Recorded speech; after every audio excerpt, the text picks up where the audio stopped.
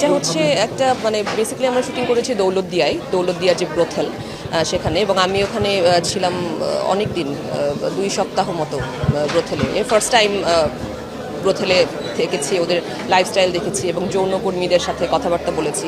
তো ওদের লাইফস্টাইল আসলে কপি করতে হয়েছে, কারণ আমি ওখানে আমার চরিত্র একজন যৌনকর্মীর। তো ভালো, রংবাজার খুব ভালো একটা সিনেমা, দর্শক দেখবে এবং অবশ্যই দর্শক এটা অনেক বেশি উপভোগ করবে।